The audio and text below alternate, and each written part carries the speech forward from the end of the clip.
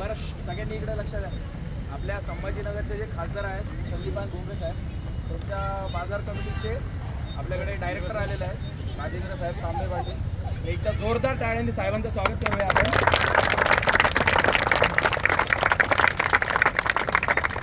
साहेबांनी खूप सपोर्ट वगैरे केलेला आहे. मी साहेबांना विनंती करतो, साहेब 2 शब्द मार्गदर्शन आमचं. श्री आणि तुझं नाव काय म्हणलं? ईशान.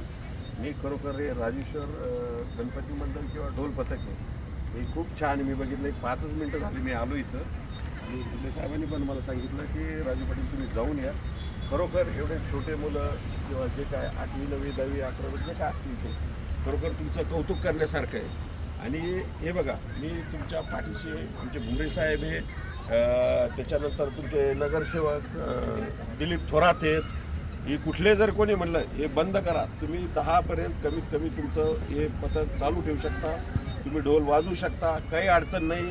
कारण तुम्ही सर्व शिवरायाचे मावळे आहेत आणि हे लोकमान्य टिळकांना आपला गणेश उत्सव चालू केलेला आहे.